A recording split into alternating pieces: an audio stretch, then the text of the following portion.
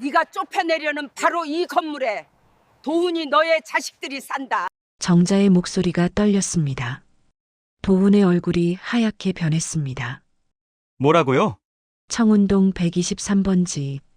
철거 예정된 바로 그 빌라.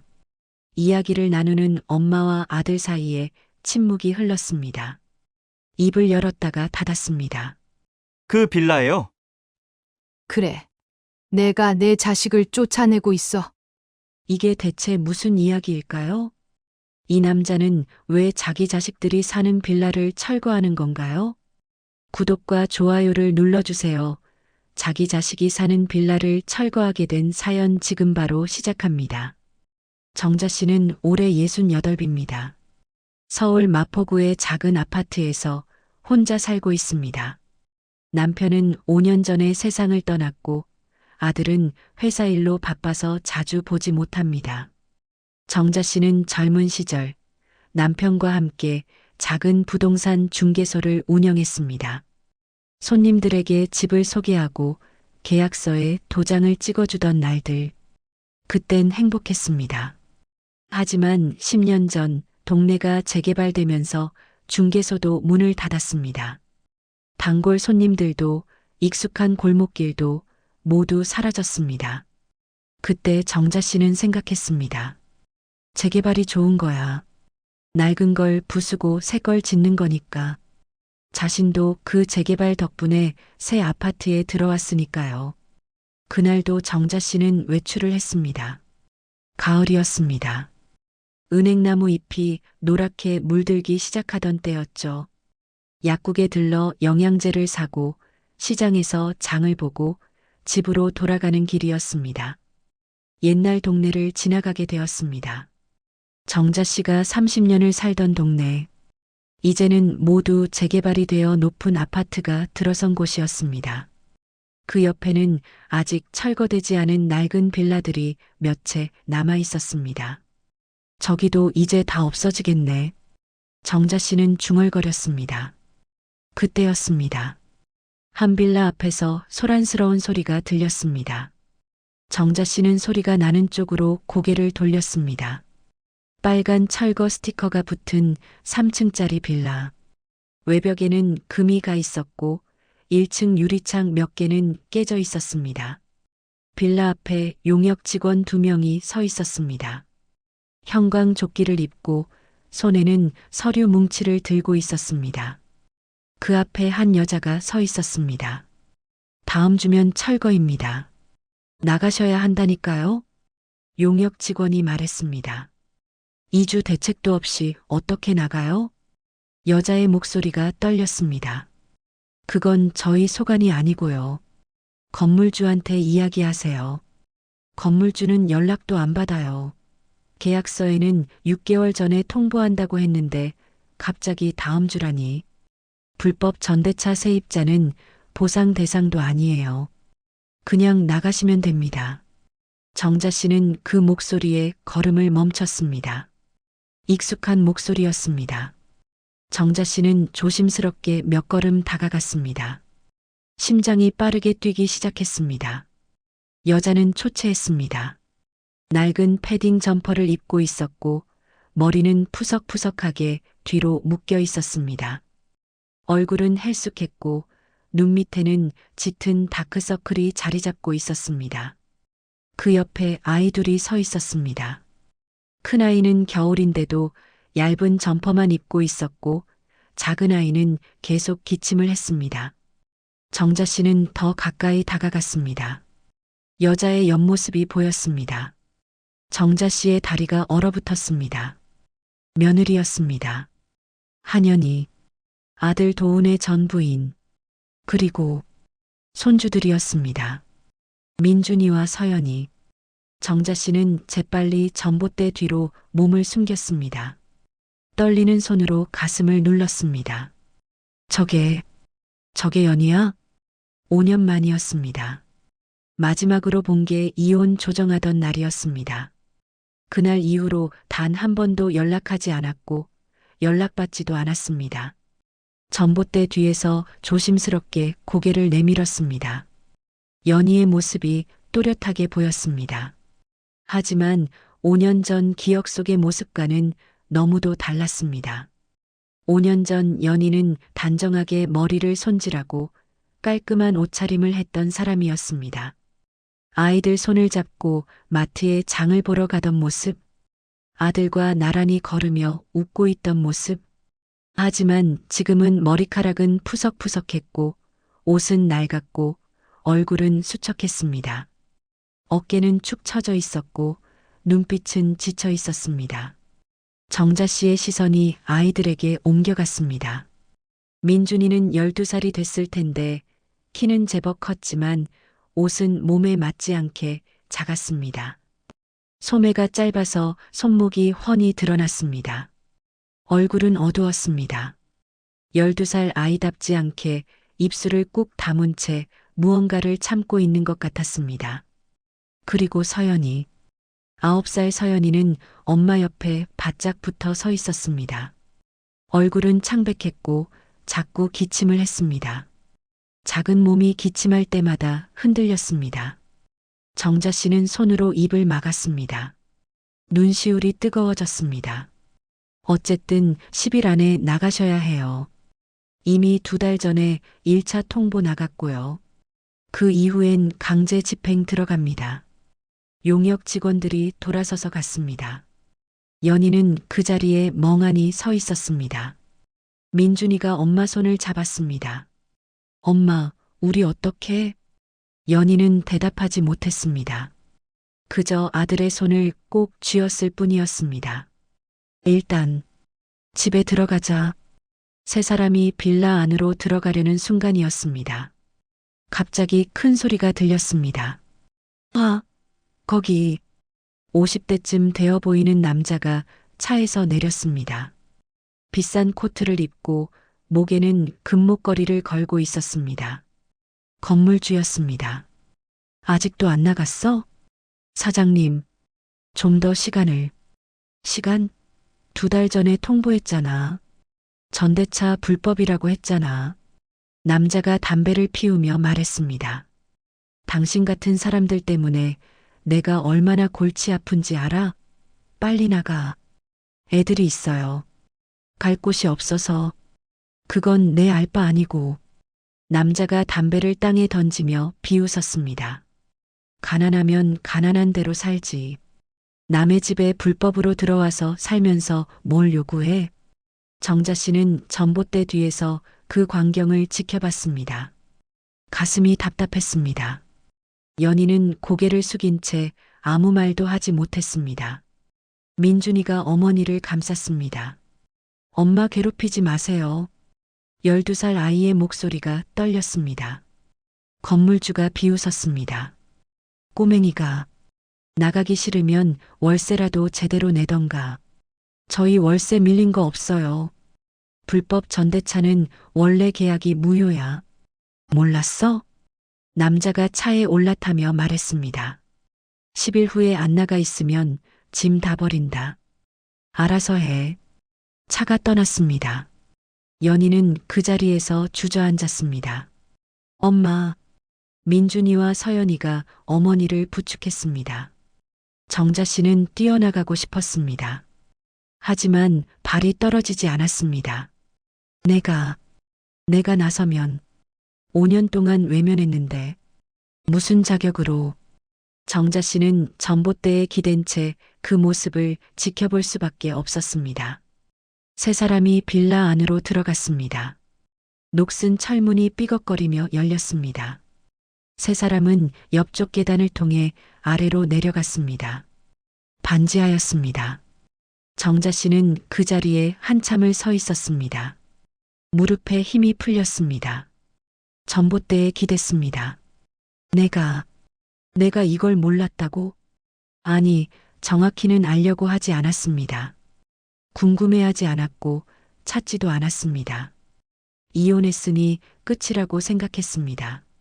며느리는 더 이상 가족이 아니고 손주들도 이제 다른 세상 사람이라고 여겼습니다. 정자 씨는 휘청거리며 그 자리를 떠났습니다. 집으로 돌아가는 내내 서연이의 창백한 얼굴이, 민준이의 꽉 담은 입술이, 연희의 떨리는 목소리가 그리고 건물주의 비웃음이 머릿속을 떠나지 않았습니다. 그날 밤 정자 씨는 잠을 이룰 수 없었습니다. 침대에 누워 천장을 바라봤습니다. 5년 전 그날이 떠올랐습니다. 법원 조정실이었습니다. 연희는 울먹이며 앉아 있었고 도훈은 무표정하게 서류를 바라봤습니다. 조정위원이 물었습니다. 양육권은 모친이 갖는 것으로 하고 부친은 양육비를 지급하는 것으로 합의하셨습니까? 네. 도훈이 고개를 끄덕였습니다. 양육비는 한 번에 다 드리겠습니다. 매달 주는 건 어렵습니다. 한 번에요? 조정위원이 놀란 표정을 지었습니다. 보통은 매달 꼬박꼬박 주는 게 제 사업이 불규칙해서요. 한 번에 드리는 게 서로한테 편할 겁니다. 연희는 고개를 숙인 채 아무 말도 하지 못했습니다. 당시 7살이던 민준이와 4살이던 서연이는 대기실에서 정자 씨와 함께 있었습니다. 조정이 끝나고 나왔을 때였습니다. 정자 씨가 아들을 불렀습니다. 도훈아, 이게 최선이니? 네. 도훈은 주저하지 않았습니다. 전 더 큰 일을 할 겁니다. 애들 키우면서 일하는 건 무리예요. 연희가 더 잘 키울 수 있어요. 그래도 내 자식들인데. 어머니. 도훈이 정자 씨를 똑바로 쳐다봤습니다. 어머니도 아시잖아요. 전 성공해야 해요. 제가 여기서 주저앉으면 안 돼요. 정자 씨는 그날 아들의 등을 떠밀었습니다. 그래, 내 인생을 살아라. 애들은 엄마가 키우면 되지. 넌 내가 하고 싶은 일에 집중해. 지금 생각하면 그게 잘못이었습니다. 정자 씨는 아들이 성공하기를 바랐습니다. 가난하게 자란 자신의 한을 아들이 풀어주길 원했습니다. 그래서 도훈이 일에만 매달릴 수 있도록 뒤에서 밀어줬습니다. 집안일도 육아도 모두 며느리 몫으로 돌렸습니다. 애 키우는 건 엄마 일이야. 넌 돈이나 잘 벌어와. 정자 씨가 며느리에게 했던 말들이 하나씩 떠올랐습니다. 도훈이 야근할 때면 남자가 일해야지라며 당연하게 여겼고, 연희가 힘들다고 하소연하면 시집 와서 고생 좀 하는 게 당연하지라고 받아쳤습니다. 결국 연희는 지쳐갔고 도훈은 점점 더 집을 멀리했습니다. 이혼은 예정된 수순이었습니다. 정자 씨는 침대에서 일어나 거실로 나왔습니다. 창밖을 내다봤습니다. 밤하늘에 별이 떠 있었습니다. 연희야, 미안해. 내가 너를 그렇게 만들었어. 정자 씨는 눈물을 닦았습니다. 다음 날 아침 정자 씨는 일찍 집을 나섰습니다. 아들 도훈을 만나야 했습니다. 도훈은 여의도에 있는 대형 건설회사에서 재개발팀 과장으로 일하고 있었습니다. 최근에 청운동 재개발 프로젝트에 투입되었다고 들었습니다. 혹시? 정자 씨의 가슴이 두근거렸습니다. 설마 그 동네가? 회사는 63빌딩이 보이는 여의도에 있었습니다. 정자 씨는 회사 로비에서 아들을 기다렸습니다. 점심시간이 되어서 도훈이 나왔습니다. 말끔한 정장을 입고 있었습니다. 어깨선이 완벽하게 떨어지는 옷이었습니다. 목에는 실크 넥타이가 단정하게 메어져 있었고 손목의 시계는 은은하게 빛났습니다. 어머니, 여기는 왜 오셨어요? 도훈이 놀란 표정을 지었습니다. 밥 먹자. 같이. 전 약속이. 취소해. 급한 일이 있어. 근처 레스토랑에 들어갔습니다. 도훈이 메뉴판을 펼쳤지만 정자 씨는 쳐다보지도 않았습니다. 도훈아. 네. 너 지금 어느 동네 재개발 맡고 있니? 도훈이 의아한 표정을 지었습니다. 청운동이요. 왜요? 3개월 전부터 담당하고 있어요. 정자 씨의 심장이 쿵 내려앉았습니다. 바로 그 동네였습니다. 연희가 사는 바로 그곳. 혹시 철거 일정이 10일 후요. 보상 협의는 대부분 끝났고 이제 비우기만 하면 돼요. 정자 씨는 아들을 빤히 쳐다봤습니다. 내 애들이 거기 살고 있는 거 알아? 도훈의 얼굴이 굳었습니다. 손에 들고 있던 물잔을 탁자에 내려놓았습니다. 어머니, 무슨 말씀이세요? 내 자식들이 거기 산다. 청운동 123번지 빌라. 내가 10일 후에 부수려는 바로 그 집에. 도훈의 얼굴이 하얗게 변했습니다. 그럴 리가. 연희 연락처도 모르는데. 몰라서?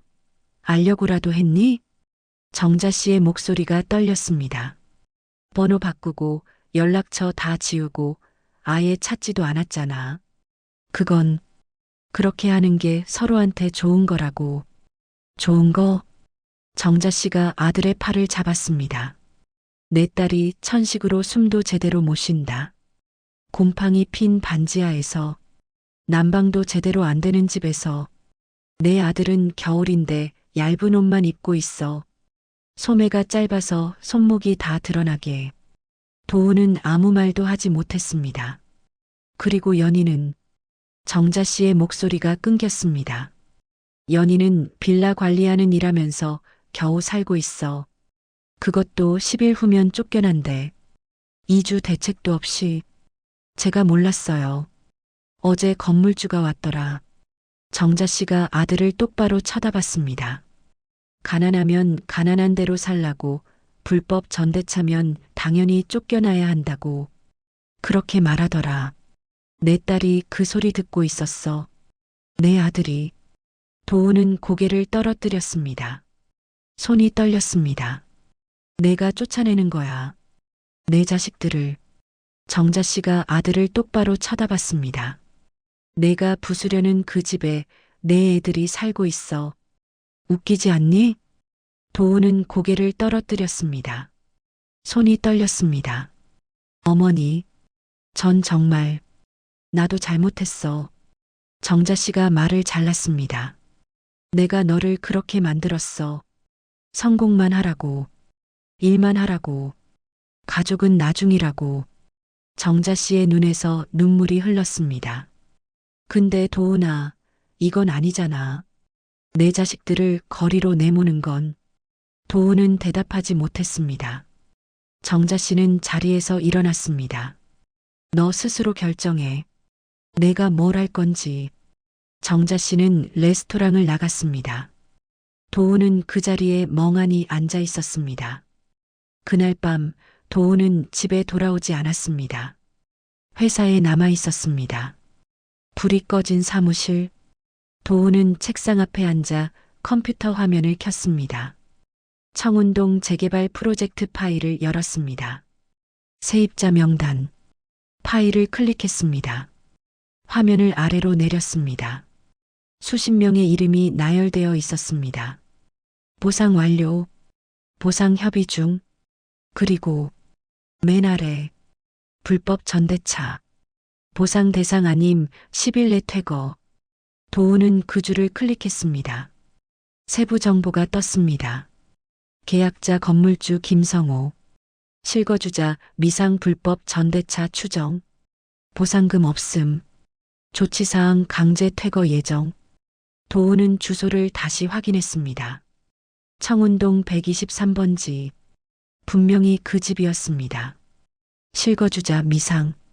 도훈은 손으로 얼굴을 감쌌습니다. 내가 조사도 안 하고 불법 전대차라는 이유로 실제로 누가 사는지도 확인하지 않았습니다. 그저 서류상으로만 처리했습니다. 도훈은 회사 내부 메신저를 열었습니다. 3개월 전 팀장과의 대화 기록이 있었습니다. 팀장 123번지는 보상 대상 아님. 불법 전대차. 도훈 실거주자 파악 필요할까요? 팀장 필요 없음. 어차피 보상금 없음. 나갈 사람은 알아서 나감. 도훈 알겠습니다. 도훈은 화면을 멍하니 바라봤습니다. 그때 물었어야 했습니다. 누가 살고 있는지 확인해야 하지 않을까요? 하지만 묻지 않았습니다. 일이 빨리 진행되기만 바랐습니다. 도훈은 파일을 닫고 다른 폴더를 열었습니다. 현장 사진. 123번지 건물 사진이 나왔습니다. 낡은 빌라, 금간 외벽, 녹슨 철문, 그리고 반지하로 내려가는 계단. 도우는 손이 떨렸습니다. 저기서 애들이. 도우는 책상에 머리를 묻었습니다. 다음 날 아침 정자 씨는 다시 청운동으로 향했습니다. 어제 본 그 빌라를 다시 확인해야 했습니다. 가을 아침 공기는 차가웠습니다. 정자 씨는 목도리를 여미며 골목을 걸었습니다. 빌라 앞에 도착했습니다. 어제와 똑같은 모습이었습니다. 빨간 철거 스티커, 금간 외벽, 깨진 유리창. 정자 씨는 근처 슈퍼에 들어갔습니다. 어서 오세요. 60대쯤 되어 보이는 주인 할머니가 인사했습니다. 저기, 혹시 이 골목에 젊은 여자분 사세요? 애들 키우시는. 주인 할머니가 고개를 끄덕였습니다. 아, 있지. 그 집 말이야. 그런데 누구신데요? 제가 옛날에 알던 사람이랑 비슷한 것 같아서요. 확인 좀 하려고요. 할머니는 잠시 생각하더니 말했습니다. 키가 한 160쯤 되고 머리는 항상 뒤로 묶고 다녀요.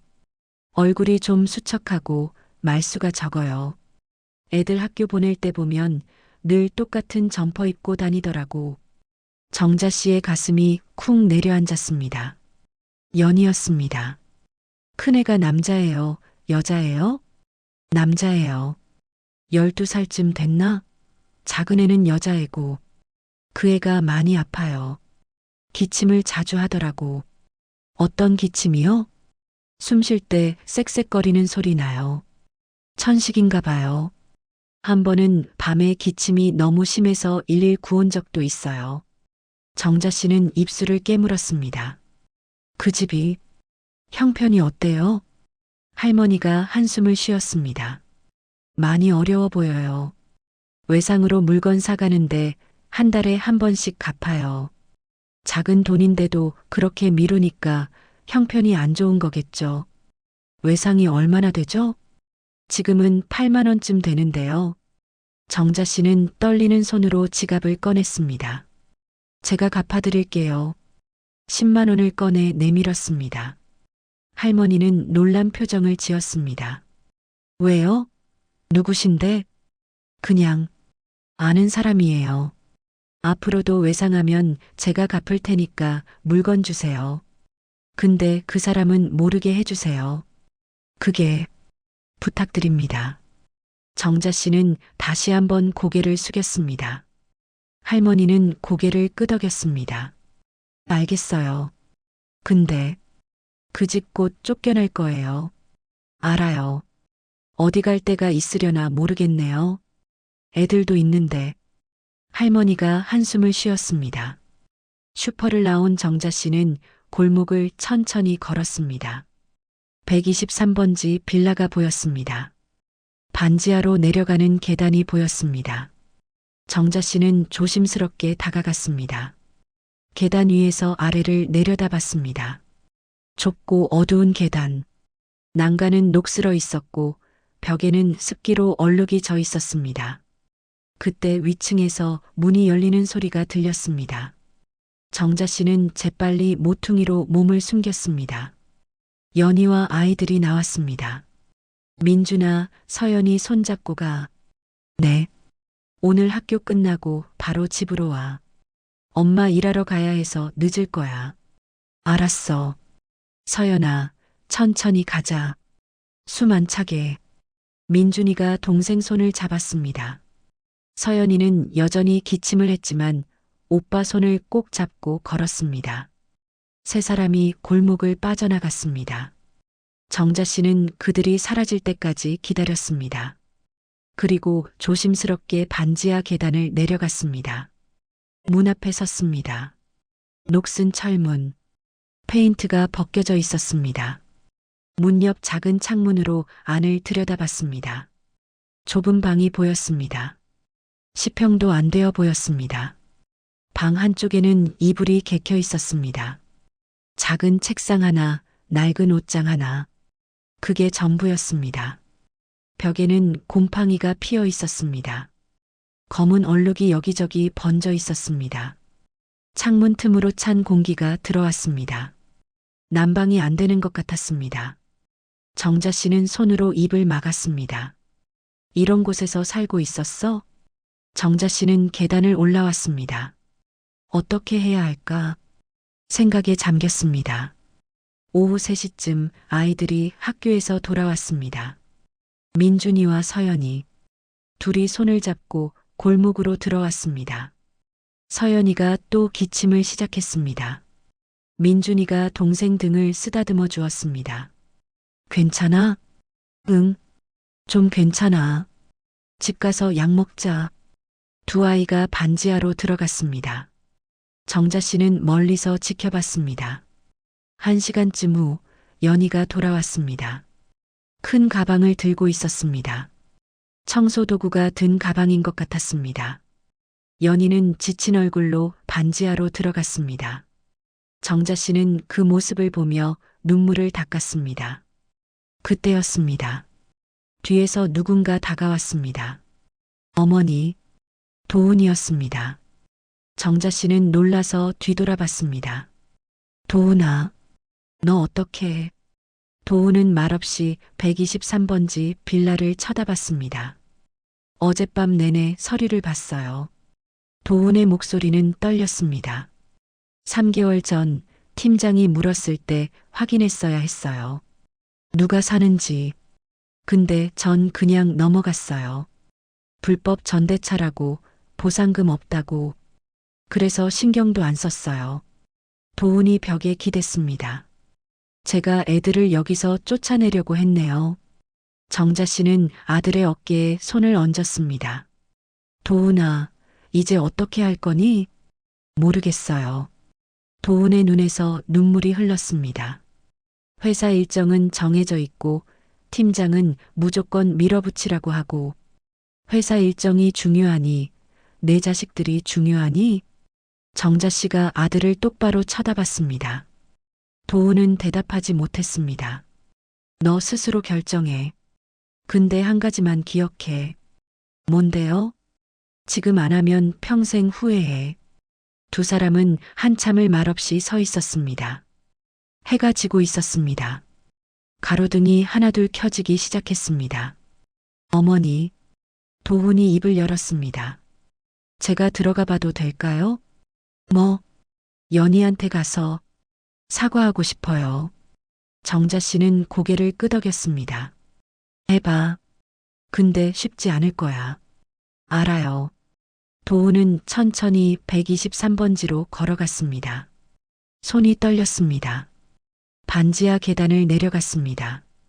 떨리는 손으로 초인종을 눌렀습니다. 문이 열렸습니다. 연희였습니다. 연희는 도훈을 보고 얼굴이 굳었습니다. 왜 왔어요? 차갑고 날카로운 목소리였습니다. 연희야, 왜 왔냐고요? 애들이 여기 산다는 거 알았어. 그래서 연희가 비웃듯 웃었습니다. 알았어요? 5년 만에 3개월 전부터 이 집 담당하면서 도훈의 얼굴이 하얗게 변했습니다. 어떻게 알았어? 슈퍼 할머니한테 들었어요. 재개발 담당자가 누군지. 연희의 목소리가 높아졌습니다. 당신이 김도훈 과장 맞죠? 청운동 재개발 담당? 연희야. 3개월 동안 서류에서 이 주소 몇 번이나 봤을 텐데요. 한 번도 궁금하지 않았어요? 나는 몰랐어. 거짓말. 연희가 소리쳤습니다. 당신은 알려고 하지 않은 거예요. 귀찮으니까. 불법 전대차니까. 보상금 없으니까. 도훈은 아무 말도 하지 못했습니다. 당신은 서류만 봤어요. 사람은 안 봤어요. 그게 당신 자식들인 줄도 모르고. 안에서 민준이가 나왔습니다. 엄마, 누구? 아빠? 민준이의 얼굴이 굳었습니다. 왜 여기 왔어요? 12살 아이의 목소리는 차갑고 날카로웠습니다. 민준아, 나가요. 민준아, 아빠가 잘못했어. 몰랐어. 몰랐다고요? 민준이가 비웃었습니다. 우리 집 주소 서류에 있었잖아요. 3개월 동안 도우는 할 말이 없었습니다. 아빠는 우리가 어떻게 사는지 관심 없었잖아요. 민준이의 목소리가 떨렸습니다. 엄마가 하루에 12시간씩 일하는 것도, 서연이가 약간 없어서 고생하는 것도. 민준아, 이제 와서 뭐 해주려고 온 거예요? 동정이에요? 도우는 눈물을 흘렸습니다. 아니야. 정말 미안해. 미안하다고 다 돼요? 민준이가 문을 닫으려 했습니다. 잠깐. 도훈이 문을 잡았습니다. 내가 회사를 그만둘게. 연희와 민준이가 멈칫했습니다. 뭐라고요? 회사 그만두겠어. 이 프로젝트 못하겠어. 연희가 도훈을 쳐다봤습니다. 왜요? 갑자기. 내가 사는 집을 부술 순 없으니까. 내 자식들을 쫓아낼 순 없으니까. 도훈이 무릎을 꿇었습니다. 정말 미안해. 연희는 눈물을 흘렸습니다. 이제 와서 무릎 꿇는다고. 나 정말 몰랐어. 변명이 아니라 정말. 거짓말 하지 마요. 연희가 소리쳤습니다. 3개월 전에 제가 전화했어요. 당신한테 애들 얘기하려고. 도우는 멈칫했습니다. 사무실 번호로 전화했는데 다른 직원이 받더라고요. 연희의 목소리가 떨렸습니다. 사무실이니 개인적인 전화는 받지 않는다고. 업무 관련만 연결해 준다고. 그래서 끊었어요. 도우는 그제야 기억났습니다. 3개월 전 동료 직원이 물었었습니다. 과장님, 한연이라는 분이 전화하셨는데요. 개인적인 용건이래요. 도우는 그때 뭐라고 했었죠? 개인 전화는 다 끊어요. 업무 관련만 연결해 주세요. 도우는 그 순간을 기억했습니다. 회의 중이었습니다. 바빴습니다. 개인 전화라는 말에 귀찮다고 생각했습니다. 혹시 연희일지도 모른다는 생각은 했지만 알고 싶지 않았습니다. 제가 전화 받았어야 했어요. 도훈이 바닥에 머리를 조아렸습니다. 미안해. 정말 미안해. 연희는 한참을 울다가 문을 닫았습니다. 쾅! 도훈은 닫힌 문 앞에 무릎 꿇은 채 있었습니다. 안에서 연희가 우는 소리가 들렸습니다. 민준이가 엄마를 위로하는 소리도 들렸습니다. 정자 씨가 다가왔습니다. 일어나. 어머니. 일어나. 여기서 이러고 있으면 뭐해. 애들한테 더 상처만 줘. 도우는 일어났습니다. 계단을 올라가는데 뒤에서 문이 열리는 소리가 들렸습니다. 잠깐만요. 연희였습니다. 정말 회사 그만둘 거예요? 응. 왜요? 도훈이 연희를 똑바로 쳐다봤습니다. 내가 너희를 쫓아낼 순 없어서. 연희는 눈물을 닦았습니다. 그렇게 중요했던 일을 그만둔다고요? 일보다 중요한 게 있더라. 뭔데요? 내 자식들. 도훈의 목소리가 떨렸습니다. 5년 동안 놓쳤어. 이제라도 아빠 노릇하고 싶어. 연희는 한참을 도훈을 쳐다봤습니다. 믿을 수 없어요. 알아. 당신 또 일만 할 거예요. 또 우릴 버릴 거예요. 아니야. 이번엔 다를 거야. 연희는 고개를 저었습니다. 말은 쉽죠. 증명할게. 시간이 걸려도. 도훈이 한 걸음 다가갔습니다. 기회만 줘. 아빠 노릇할 기회. 연희는 대답하지 않았습니다. 천천히 생각할게요. 일단 오늘은 가세요. 도훈은 고개를 끄덕이고 돌아섰습니다. 정자 씨와 함께 골목을 빠져나왔습니다. 어머니, 왜? 제가 뭘 해야 할까요? 일단 회사부터 정리해. 내가 한 말은 지켜야지. 그 다음엔요? 증명하는 거야. 진짜 변했다는 걸. 정자 씨가 아들 어깨를 두드렸습니다. 말로는 안 돼. 행동으로 보여줘야 해. 그날 밤 도훈은 사표를 썼습니다. 노트북 앞에 앉아 한 글자 한 글자 적었습니다. 사직서. 본인은 개인적인 사유로 손가락이 떨렸습니다. 이 회사에 7년을 다녔습니다. 과장까지 올라왔습니다. 앞으로 2-3년 후면 부장도 될 수 있었습니다. 하지만 도훈은 멈추지 않았습니다. 가정의 사정으로 퇴사하고자 합니다. 그동안 감사했습니다. 청운동 재개발 프로젝트는 다른 담당자에게 인계하겠습니다. 김도훈 드림. 작성 완료. 도훈은 파일을 저장하고 팀장에게 메일을 보냈습니다. 새벽 2시였습니다. 도훈은 창밖을 바라봤습니다. 이제 시작이야. 다음 날 아침 팀장이 전화를 걸어왔습니다. 김 과장, 사표가 뭐야? 농담이지? 아닙니다.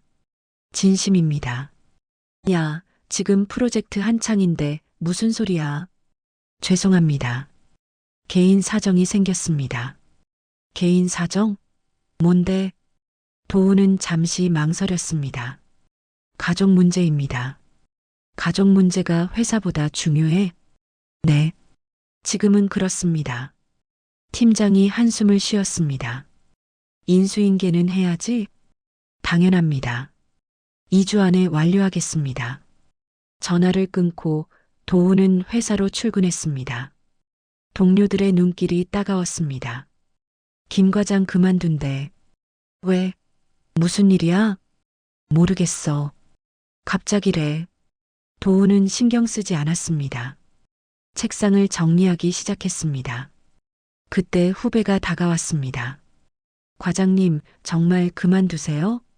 응. 왜요? 승진도 코앞인데. 도훈은 잠시 생각했습니다. 더 중요한 게 생겼어. 뭔데요? 가족. 일주일이 지났습니다. 도훈은 회사에서 인수인계를 하고 있었습니다. 청운동 프로젝트는 후배에게 넘겼습니다. 과장님, 123번지 건물은 어떻게 해요? 후배가 물었습니다. 그건 좀 보류해줘. 보류요? 철거 일정이 3일 남았는데요. 내가 팀장님한테 얘기할게. 일단 그 건물만 미뤄달라고.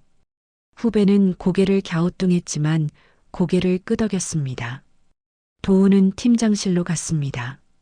팀장님, 왜? 123번지 철거를 좀 미뤄주실 수 있을까요? 팀장이 인상을 찌푸렸습니다. 왜? 무슨 문제야? 세입자가 갈 곳이 없다고 합니다. 그건 우리 문제가 아니잖아. 불법 전대차면 당연히 나가야지. 하지만 아이들이 있습니다. 어린 아이들이요. 팀장이 도훈을 쳐다봤습니다. 김 과장, 왜 이래? 그만두는 사람이 무슨 상관이야? 그냥 제가 담당했던 프로젝트라서요. 마지막까지 책임지고 싶습니다. 팀장은 한참을 생각하더니 고개를 저었습니다. 안 돼. 일정은 일정이야. 예정대로 진행해. 팀장님, 더 이상 말하지 마. 넌 이제 관계없는 사람이야. 도훈은 할 말이 없었습니다. 팀장실을 나와 복도에 섰습니다. 어떡하지? 철거는 예정대로 진행됩니다. 3일 후면 연희와 아이들은 거리로 쫓겨날 것입니다. 도훈은 휴대폰을 꺼냈습니다. 정자 씨에게 전화를 걸었습니다. 어머니, 왜? 회사에서 철거 연기를 거부했어요. 그럼 3일 후면 연희네가 쫓겨나요. 정자 씨는 한참을 침묵했습니다. 어머니, 어떻게 해야 할까요? 우리 집으로 데려와야지. 연희가 올까요? 모르지. 근데 해봐야지. 도훈은 고개를 끄덕였습니다. 제가 가서 얘기해 볼게요. 나도 갈게.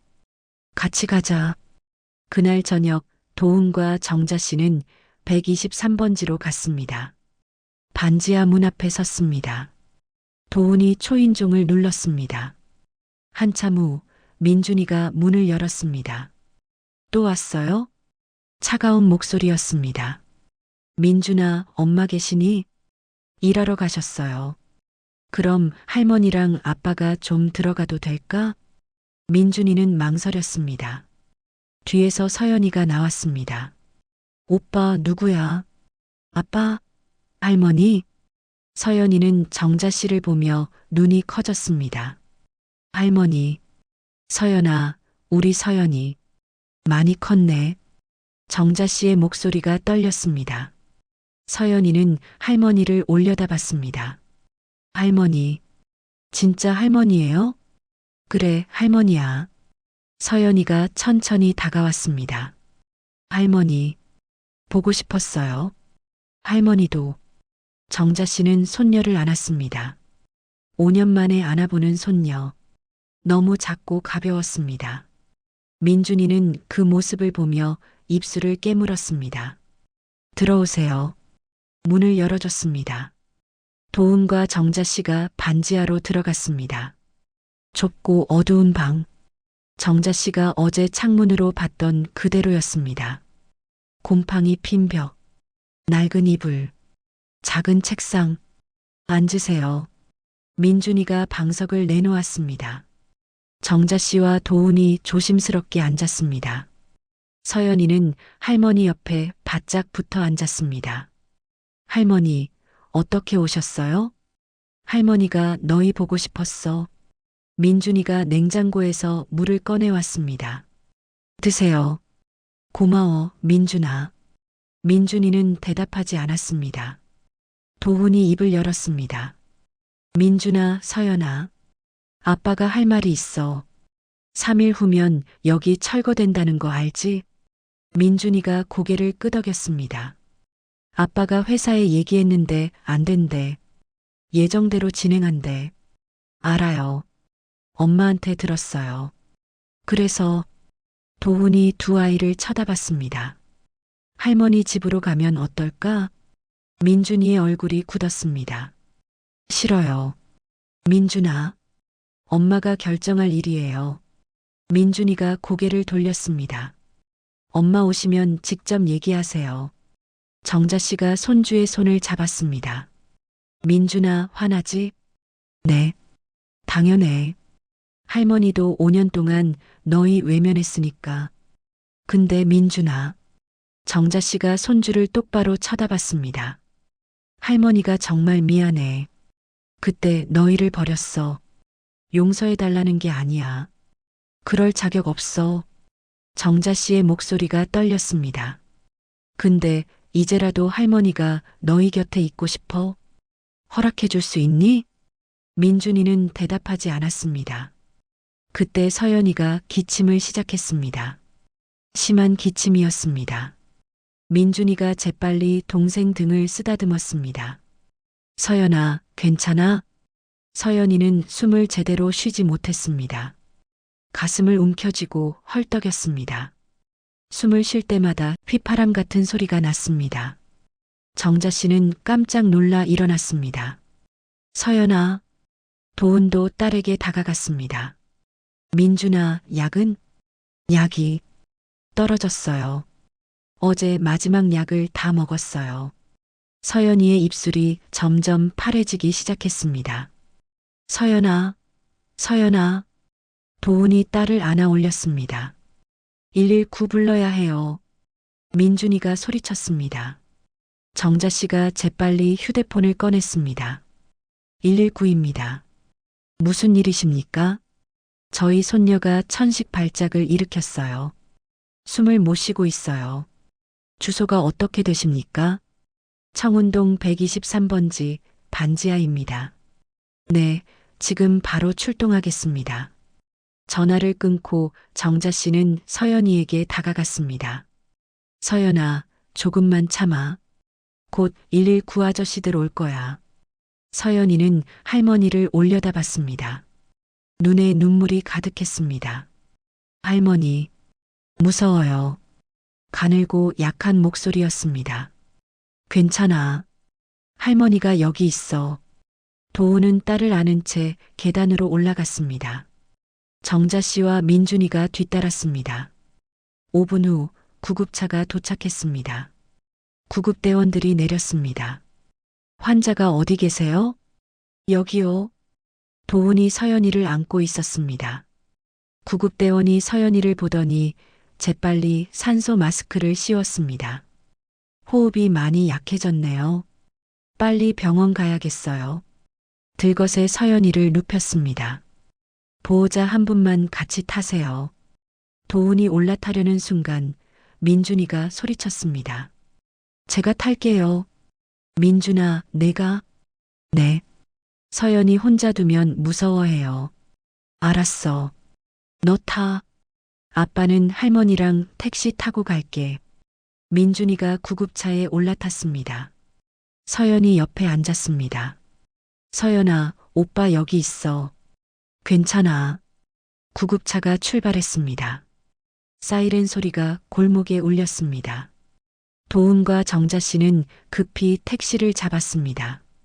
세광병원 응급실로 가주세요. 네. 한편 연희는 일을 마치고 집으로 돌아가고 있었습니다. 휴대폰이 울렸습니다.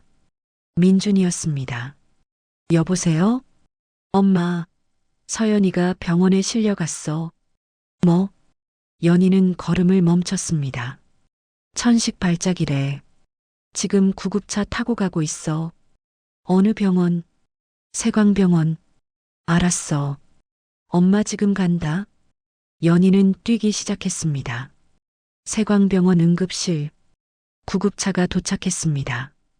의료진이 서연이를 들것에 옮겼습니다. 보호자분, 이쪽으로 오세요. 민준이가 뒤따라 들어갔습니다. 의사가 서연이를 진찰했습니다. 얼마나 알았어요? 3년쯤 됐어요. 민준이가 대답했습니다. 약은 꾸준히 쓰고 있었나요? 아니요. 돈이 없어서 가끔만 샀어요. 의사가 한숨을 쉬었습니다. 천식은 약을 끊으면 안 돼요. 더 악화돼요.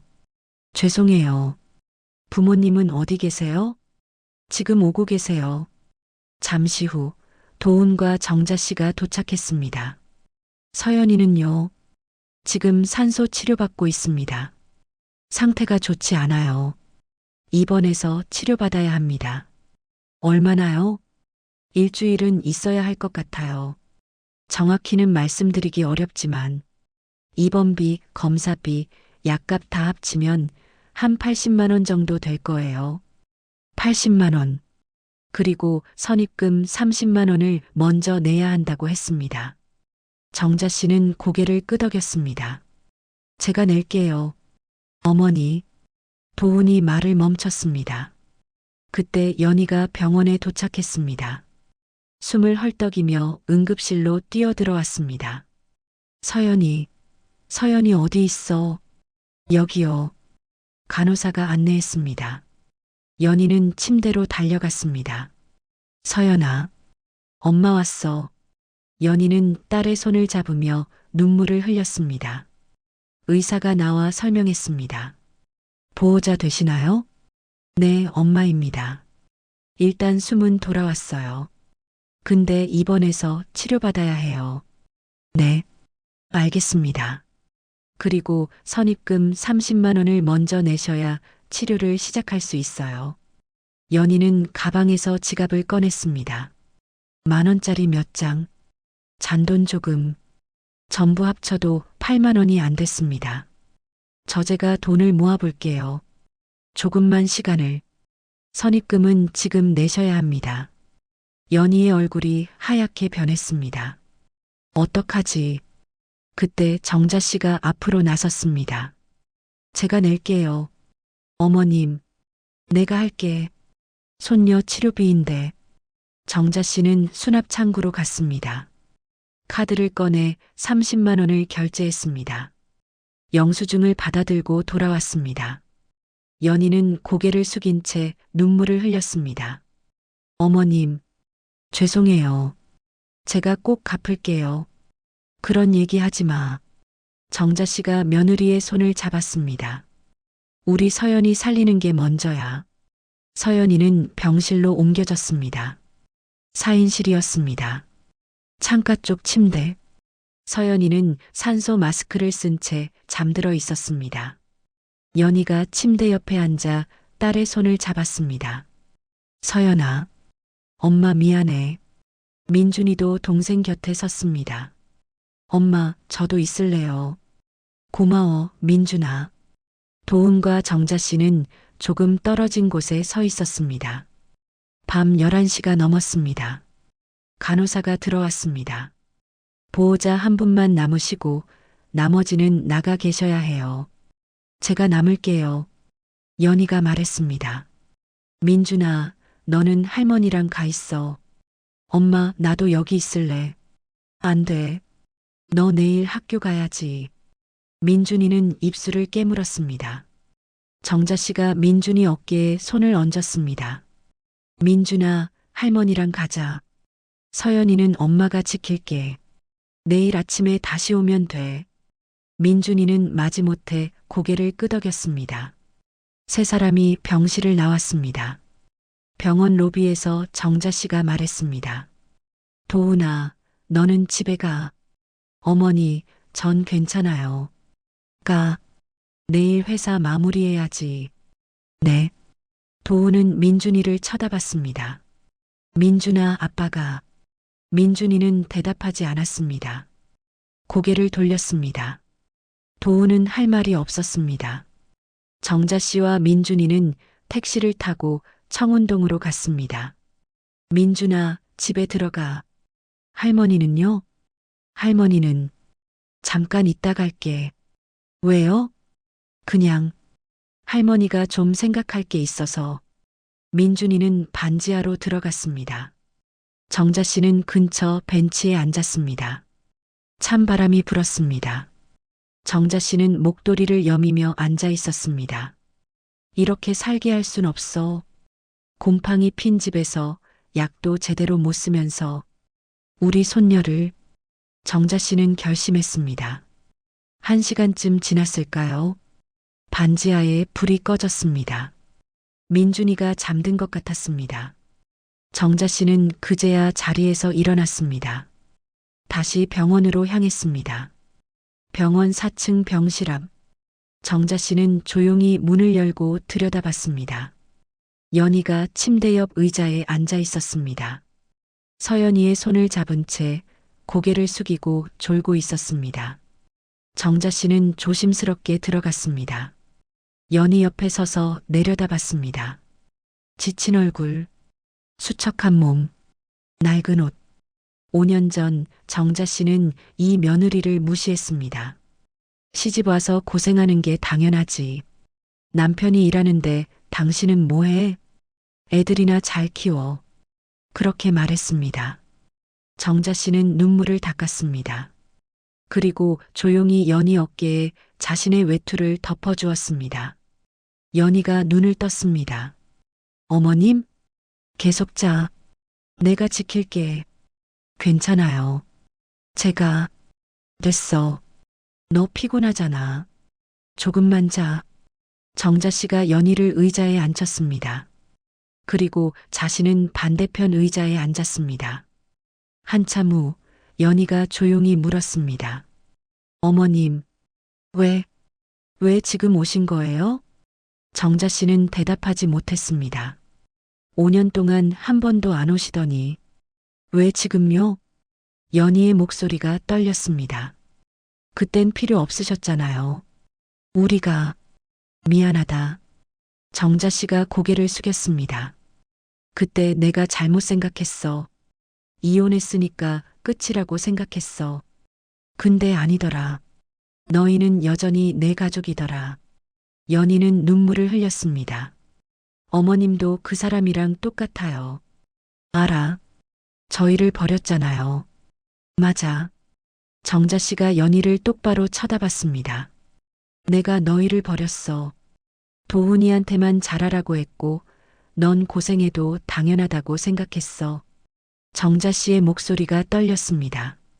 도훈이를 그렇게 만든 게 나야. 성공만 하라고, 돈만 벌라고, 가족은 나중이라고 그렇게 가르쳤어. 그래서 도훈이는 일만 하고 너는 혼자 애들 키우고 결국 이혼까지 하게 된 거야. 내 탓이야. 늦은 거 알아. 용서해 달라는 것도 아니야. 정자 씨가 연희의 손을 잡았습니다. 그냥 이제라도 곁에 있고 싶어. 내가 허락하는 만큼만. 연희는 한참을 울었습니다. 정자 씨도 함께 울었습니다. 새벽 3시쯤 서연이가 눈을 떴습니다. 엄마. 응, 엄마 여기 있어. 연희가 딸의 손을 잡았습니다. 할머니도 있어. 정자 씨가 다가갔습니다. 서연이가 할머니를 올려다봤습니다. 할머니. 응, 우리 서연이. 많이 아팠지? 서연이가 작게 고개를 끄덕였습니다. 이제 괜찮아. 할머니가 지켜줄게. 서연이가 희미하게 미소 지었습니다.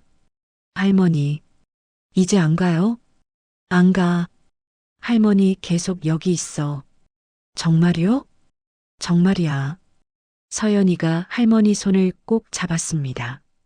정자 씨는 손녀의 작은 손을 보며 눈물을 흘렸습니다. 이 아이들을 다시는 놓지 않겠어. 사흘이 지났습니다. 서연이는 병원에서 천천히 회복하고 있었습니다. 산소 마스크는 떼었고 이제는 침대에 앉아 그림을 그릴 수 있을 만큼 좋아졌습니다. 하지만 퇴원은 아직이었습니다. 의사는 일주일은 더 지켜봐야 한다고 했습니다. 정자 씨는 매일 병원에 왔습니다. 아침에는 죽을 끓여왔고 점심에는 반찬을 싸왔습니다. 서연이가 좋아하는 계란찜도 만들어 왔습니다. 연희는 처음에는 사양했습니다. 어머님 괜찮아요. 저희가 알아서. 됐어. 할머니가 하고 싶어서 하는 거야. 정자 씨는 단호했습니다. 도훈도 매일 왔습니다. 2주간의 인수인계를 끝내고 정식으로 퇴사했습니다. 회사를 나오는 날 동료들이 물었습니다. 과장님, 다음 회사는 어디 가세요? 아직 정하지 않았어요. 쉬실 거예요? 응. 좀 쉬면서 가족들이랑 시간 보내려고. 동료들은 이해할 수 없다는 표정이었습니다. 하지만 도훈은 후회하지 않았습니다. 매일 병원에 가서 아이들을 봤습니다. 하지만 민준이는 여전히 아버지를 외면했습니다. 도훈이 병실에 들어오면 민준이는 밖으로 나갔습니다. 도훈이 말을 걸면 대답하지 않았습니다. 민준아, 밥 먹었니? 학교는 어땠어? 민준이는 고개도 돌리지 않았습니다. 도훈은 점점 지쳐갔습니다.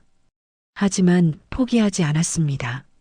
사흘째 되는 날 문제가 터졌습니다. 아침에 연희가 전화를 받았습니다. 건물주였습니다. 여보세요? 한연희 씨? 나 건물주 김성호요. 네. 무슨 일이세요? 오늘이 마지막 날이에요. 짐 다 빼셨어요? 연희의 얼굴이 하얗게 변했습니다. 지금 저희 애가 입원해서. 그건 내 알 바 아니고. 오늘 6시까지 안 나가시면 문 열고 짐 다 버립니다. 잠깐만요.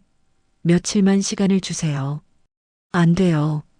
이미 충분히 기다렸어요. 전화가 끊겼습니다. 연희는 휴대폰을 쥔 채 멍하니 있었습니다. 엄마, 무슨 일이야? 민준이가 물었습니다. 건물주가 오늘 안에 나가래. 안 그러면 짐 버린대.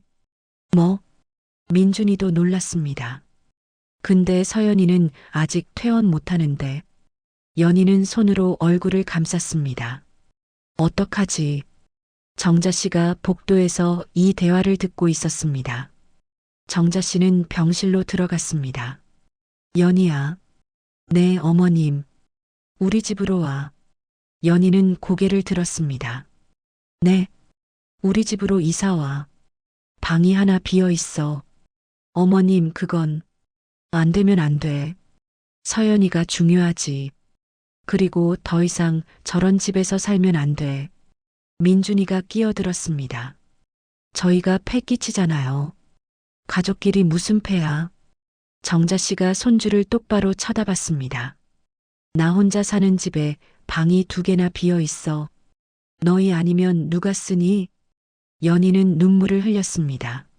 어머님, 내가 청운동 집 가서 짐 싸올게. 너는 서연이 옆에 있어. 하지만 됐어. 이미 결정했어. 정자 씨가 가방을 들었습니다. 민준아, 할머니랑 갈래? 내 짐은 내가 싸야지. 민준이는 잠시 망설이다가 고개를 끄덕였습니다. 정자 씨와 민준이는 택시를 타고 청운동으로 갔습니다. 집에 도착했을 때 건물주가 용역 직원들과 함께 서 있었습니다. 늦었네요. 6시까지래요. 6시까지. 건물주가 시계를 보며 소리쳤습니다. 지금 4시예요. 2시간 남았어요. 알았어요. 지금 짐 싸겠습니다. 민준이가 대답했습니다. 정자 씨와 민준이는 반지하로 내려갔습니다. 좁은 방. 정자 씨는 둘러봤습니다. 낡은 이불, 책상, 옷장. 그게 이 가족의 전부였습니다. 민준아, 짐이 많니? 별로 없어요. 옷이랑 책 조금. 민준이는 가방에 옷을 넣기 시작했습니다. 정자 씨는 이불을 개고 그릇을 상자에 담았습니다. 30분쯤 지났을 때 누군가 계단을 내려왔습니다. 도훈이었습니다. 어머니, 제가 도와드릴게요. 도훈아, 너 어떻게 왔어? 연희한테 연락 받았어요. 짐 싸러 왔어요. 도훈이 소매를 걷어붙였습니다. 어디서부터 할까요? 민준이는 아버지를 쳐다보지도 않았습니다. 그냥 묵묵히 자기 짐을 쌌습니다. 세 사람은 말없이 짐을 쌌습니다. 1시간 후 대부분의 짐이 상자에 담겼습니다. 그때 위에서 건물주가 소리쳤습니다. 1시간 남았어. 빨리 안 나와. 정자 씨는 밖으로 나갔습니다. 지금 나가고 있습니다. 늦으면 짐 버린다고 했죠? 알아요. 정자 씨는 다시 내려갔습니다. 도훈과 민준이가 마지막 상자들을 들고 있었습니다. 이제 다 된 것 같아요. 세 사람은 짐을 들고 계단을 올라갔습니다. 건물주가 담배를 피우며 서 있었습니다. 다 빼셨어요? 네. 확인 좀 할게요. 건물주가 반지하로 내려갔습니다. 1분 후 올라왔습니다. 좋아요. 이제 여기 당신들 집 아니에요. 다시는 오지 마세요. 정자 씨는 아무 말도 하지 않았습니다. 도훈이 택시를 불렀습니다. 짐을 싣고 세 사람은 정자 씨 집으로 향했습니다. 정자 씨의 아파트, 마포구의 25평짜리 아파트. 작지만 깨끗했습니다. 여기가 할머니 집이야. 정자 씨가 문을 열었습니다. 민준이가 들어섰습니다. 깨끗한 거실, 따뜻한 온돌, 곰팡이 하나 없는 벽. 와, 민준이가 감탄했습니다. 이 방이 너희 방이야. 정자 씨가 안방 옆 작은 방을 가리켰습니다. 10평쯤 되어 보였습니다. 창문이 커서 햇빛이 잘 들었습니다. 여기서 저희가 살아도 돼요? 당연하지. 이제 너희 집이야. 도훈과 민준이는 짐을 방에 옮겼습니다. 상자를 내려놓고 민준이는 창밖을 내다봤습니다. 파란 하늘이 보였습니다. 오빠는 햇빛을 처음 보는 것 같은 표정이구나. 반지하에서는 창문으로 하늘이 보이지 않았습니다. 민준이는 한참을 창밖을 바라봤습니다. 도훈은 아들의 뒷모습을 보며 가슴이 아팠습니다. 이 아이가 얼마나 힘들었을까. 짐을 다 옮기고 정자 씨가 말했습니다. 민준아, 할머니가 병원 가서 엄마랑 서연이 데려올게. 너는 여기서 쉬어. 저도 같이 갈래요. 아니야. 너 피곤하잖아. 쉬어. 저녁에 다 같이 여기서 먹자. 민준이는 고개를 끄덕였습니다. 정자 씨와 도훈이 병원으로 갔습니다. 정자 씨와 도훈이 들어갔을 때 의사가 연희와 이야기하고 있었습니다. 내일 퇴원하셔도 됩니다. 정말요? 네. 많이 좋아졌어요. 근데 집에서 잘 관리해야 해요. 의사가 연희를 쳐다봤습니다. 특히 환경이 중요해요. 곰팡이나 먼지가 있으면 안 돼요. 연희는 고개를 숙였습니다.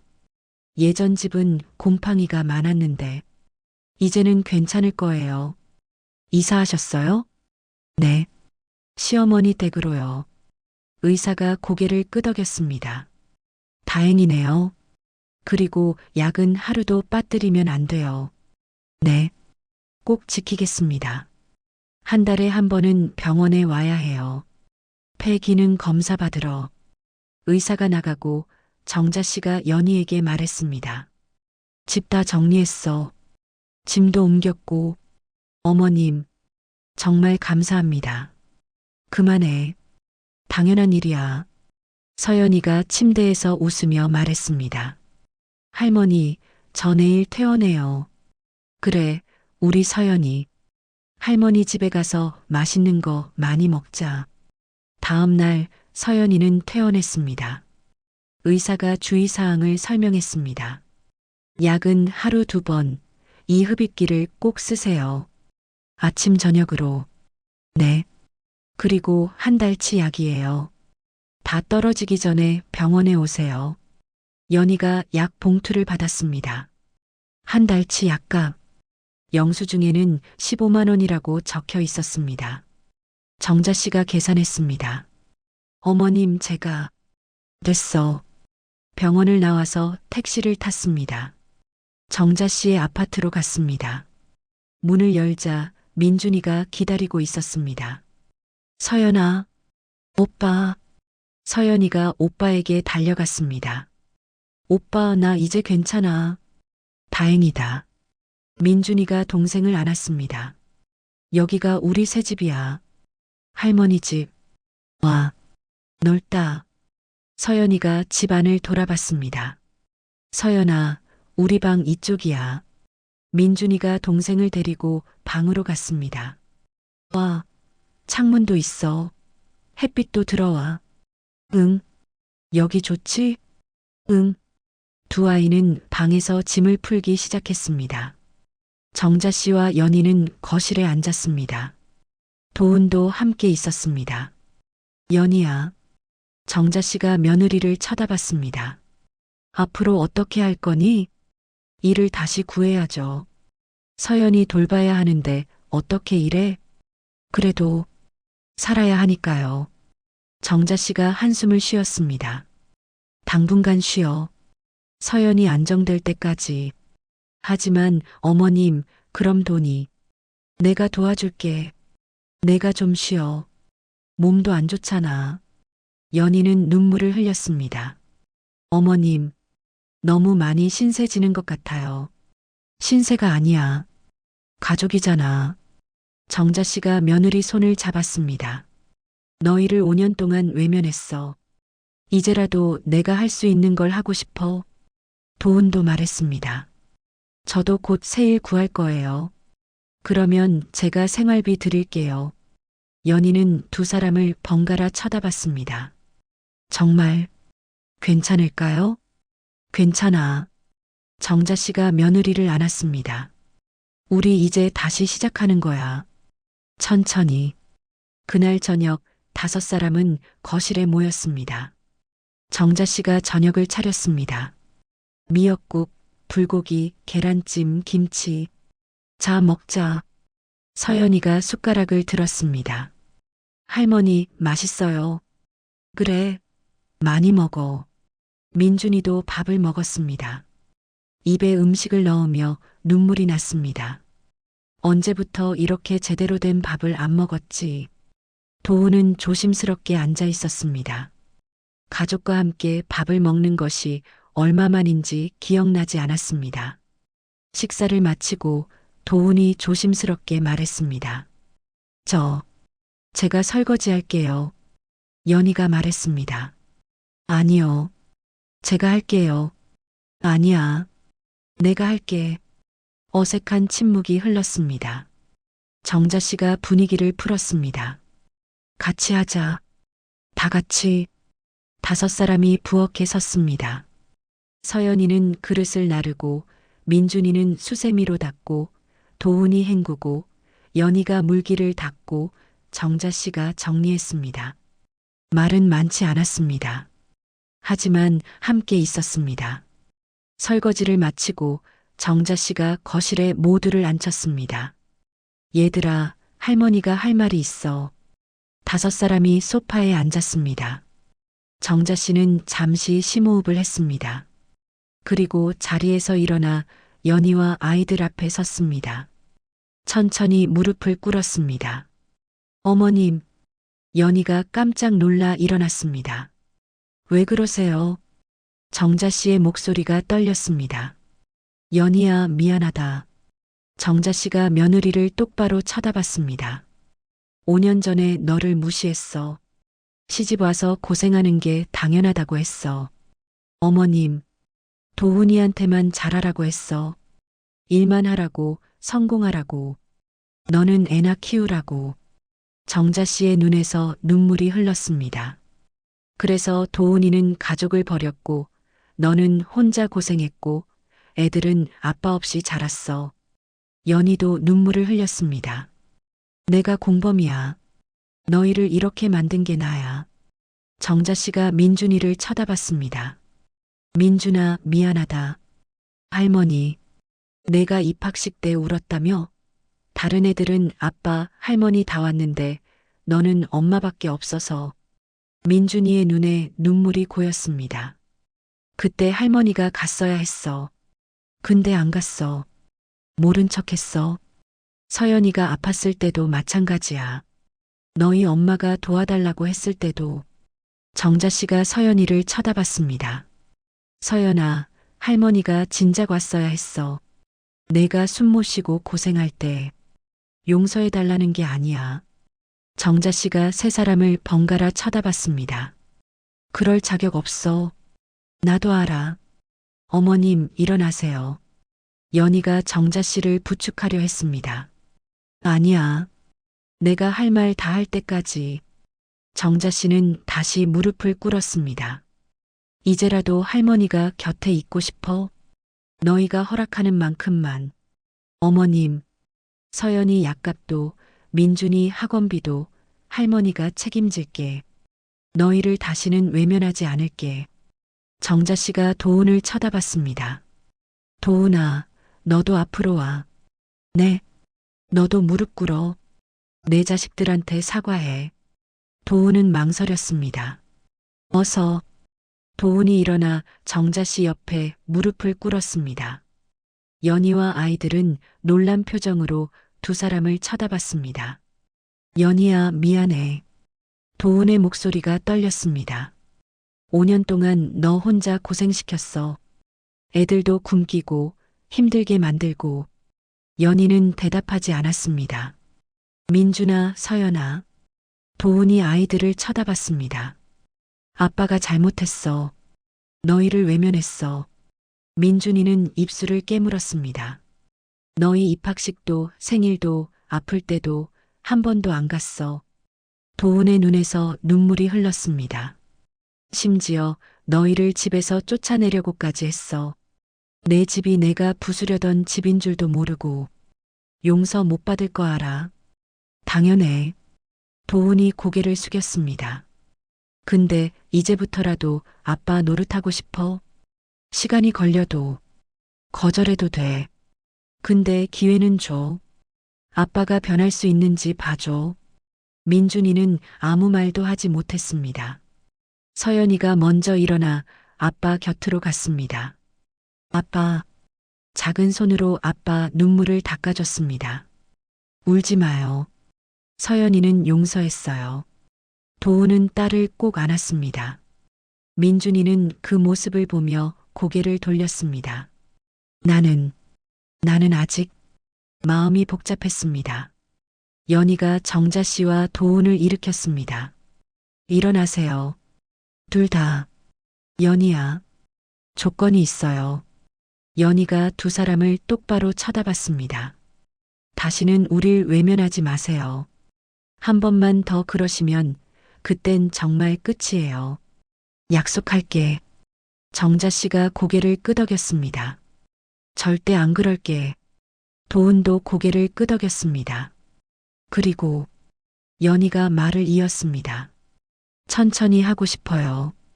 갑자기 가족처럼 굴면 애들이 혼란스러워 할 거예요. 알았어. 특히 민준이가. 연희가 아들을 쳐다봤습니다. 민준이는 고개를 숙이고 있었습니다. 민준아. 네. 내가 준비될 때까지 기다릴게. 엄마도 할머니도 아빠도. 민준이는 고개를 끄덕였습니다. 그리고 조용히 말했습니다. 감사합니다. 할머니. 작은 목소리였지만 진심이 담겨 있었습니다. 정자 씨는 눈물을 참았습니다. 시작이야. 이게 시작이야.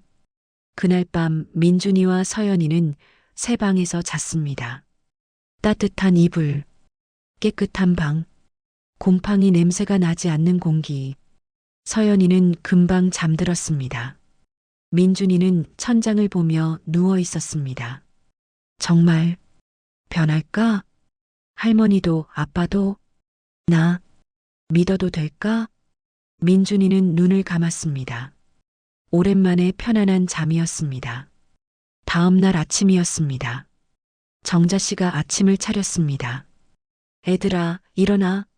밥 먹어야지. 민준이와 서연이가 방에서 나왔습니다.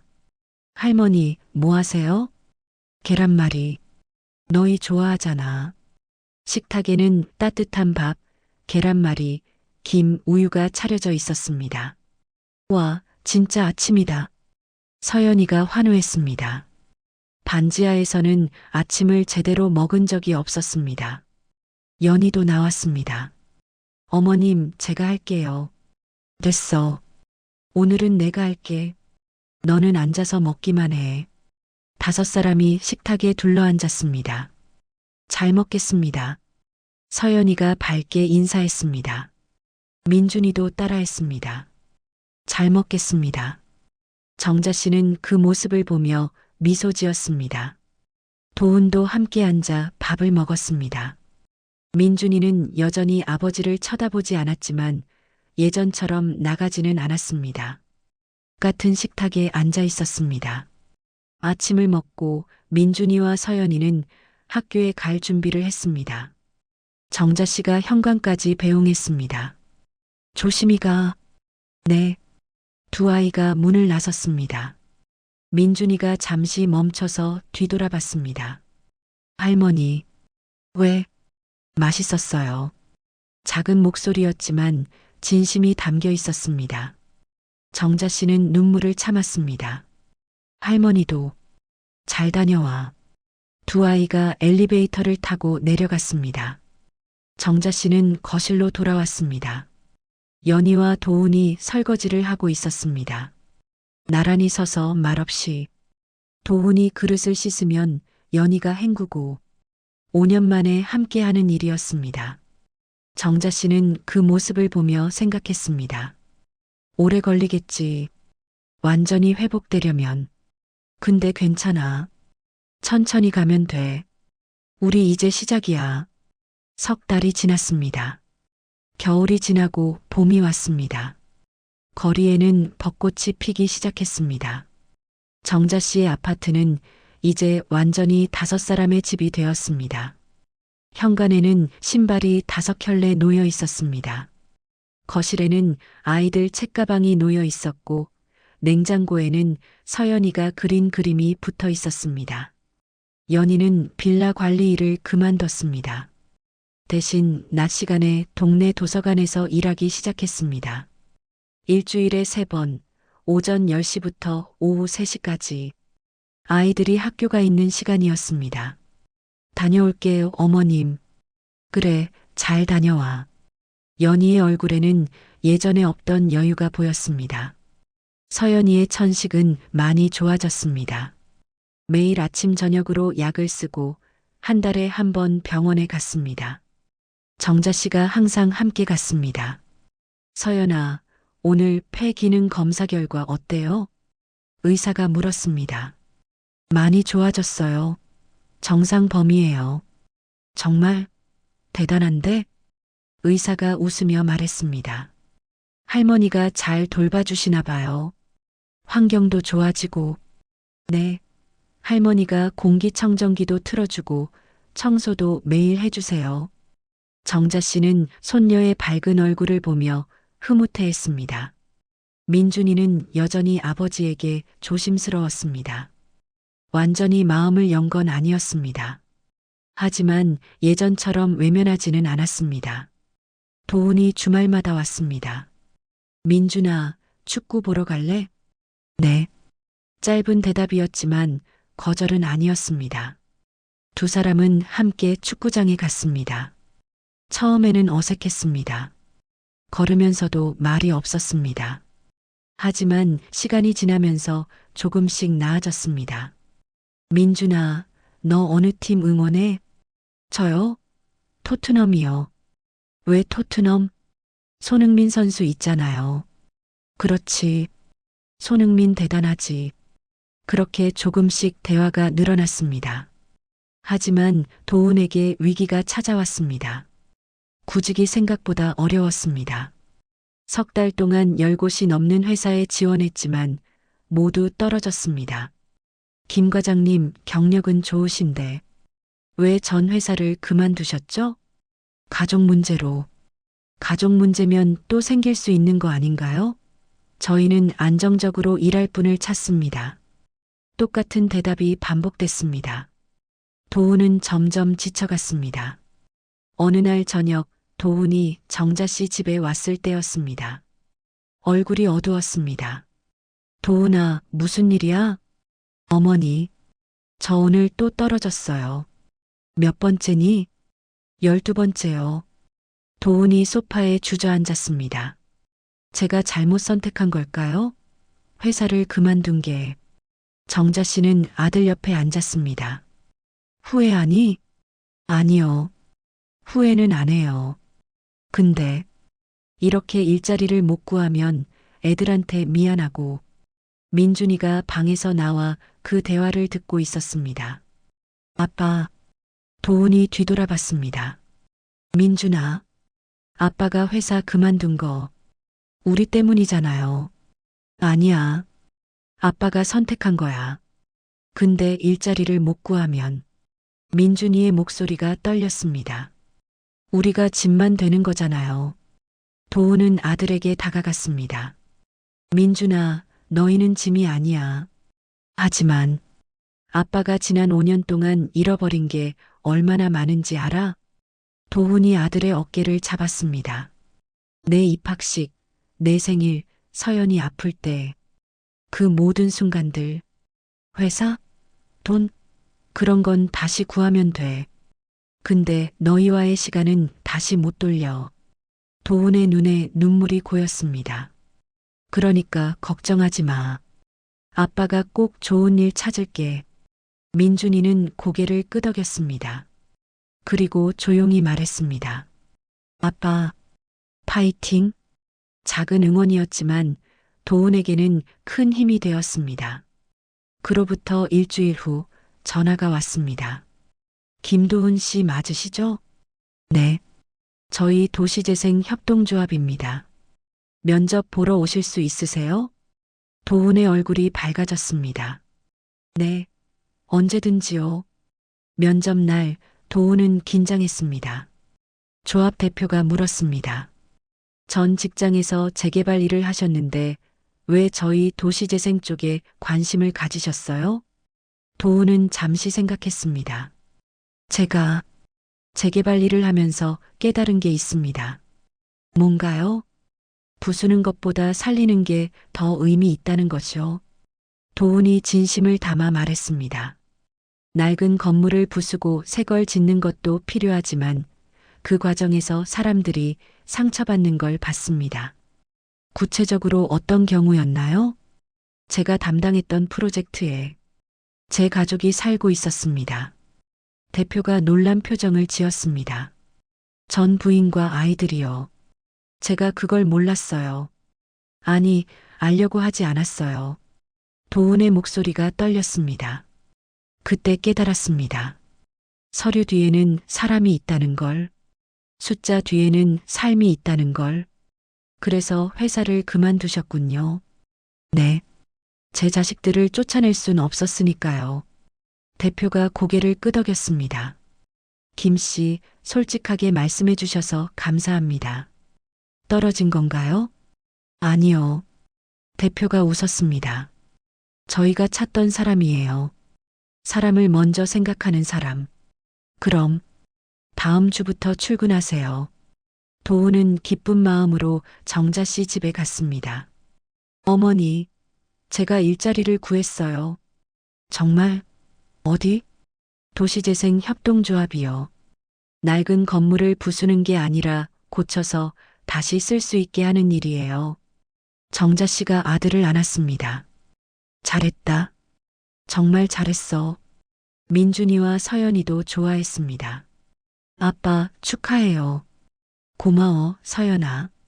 아빠, 진짜 대단해요. 민준이도 처음으로 아버지를 똑바로 쳐다보며 말했습니다.